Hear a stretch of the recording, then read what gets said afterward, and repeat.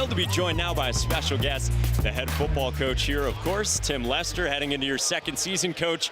And you guys got spring practice started today, and I can see the excitement. Yeah, this morning, 9 to 11. First time. It was a great day. Went out there, competed. Helmets only, so it wasn't real football, but it was a lot of fun. What's it like now, heading into your second season? We talked right around this time last year when you got hired. Now that you've gone through the full 12 months, how do you feel heading into year two? It's exciting. I mean, we know our players; they know us. There's a strong bond there now, which wasn't there before we were building it. And we've had some change. I'm running the offense and coaching, helping coach the quarterbacks, and so I've been having a lot of fun. Last year was the first time in my career that I haven't called plays as a head coach. So that's going to change moving forward. And so this morning was a different practice for me, and John Wasik, our quarterback, was back.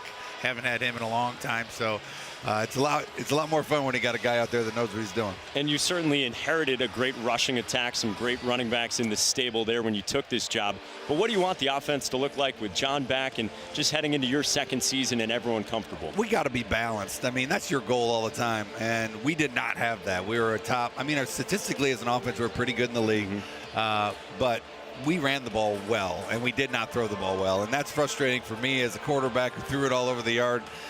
So we've definitely made some changes. Even before Coach Johns, our previous OC, left to go to Texas Tech, we were going to revamp the passing game. He came to me and said, "I need your help. Our run game's great, but we got to get the pass game going." So we did that anyway, and day one was great today. We threw it all over the yard, and when you run the ball well, it's not as hard to get the pass game going, and receivers look good today, and it was a fun day. We're certainly excited about the next team that's coming down the pike, but you guys also have some excitement based on the previous guys. 4 guys at the NFL Combine coming up not too far from now, and that's the most out of any school in Michigan. Yeah, those guys are great guys, and they've been working hard. I was actually talking to Mike Parrott today, Darius's agent. He was in town checking on Darius, and those guys have a great opportunity at the Combine. I know it's a lot of a numbers game, but we have guys that can put up good numbers. You know what I mean? So when you can put up good numbers, you like those numbers games. And I think our guys are going to go there and do well, and their film speaks for itself. And I think it's going to be another great draft year for us.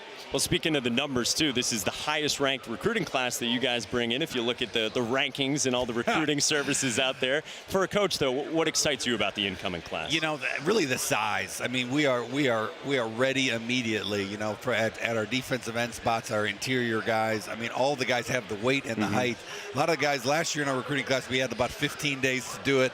And we had to get some guys that we had to grow into being the players we needed to be, or losing weight to be the players. Where this class, the highest rated class in the history of our league, they have the size. Now, who knows if they're going to be ready? But if they're ready, the size will not limit them from playing. And we got 21 guys coming in that physically are ready. We got to see which ones can adjust to the speed the best. But it's great that they can get out there and play immediately. What did you think of the early signing period this year? I loved it. And from most of the coaches I've talked to, loved it. There's probably about 4 or 5 coaches that everybody knows who they are who didn't like it. But I'm talking to D'Antonio, the Iowas, where everyone seemed to like it but the top 5, and the players seemed to like it. I didn't know that something like 95% of the Division 1A scholarships were gone on the early signing day. So the second round didn't have a lot of action. January was kind of different than ever before, and obviously it helped us, and no one came and cherry-picked. They tried, but our guys held on with us, and they wanted to be Broncos, and we're excited to have them. Yeah, testament to what you guys are building here and the great culture that you inherited as well. Coach, just curious, heading into year 2, what's it like now that the guys know your system, your terminology, the things you want to do on both sides of the ball? What added comfort is that? Yeah, it's huge because it really is about repetition. And our install package for this spring, I mean, we put in like 2 pages of install today, and we'll put another 2 pages in on Thursday, and we're able to go so much faster and really get to the part of spring ball which matters, which is making adjustments. So and obviously there's a trust level. I know what each kid's strengths are, so I can put them automatically in positions where I know they'll be successful immediately.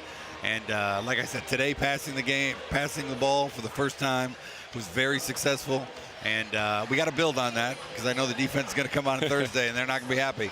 But it's fun when you know your pieces because you're automatically putting them in good spots. Well, Coach, congrats on the start of spring ball. Year 2 around the corner. Thanks for spending some time with us. I appreciate it. Go Broncos.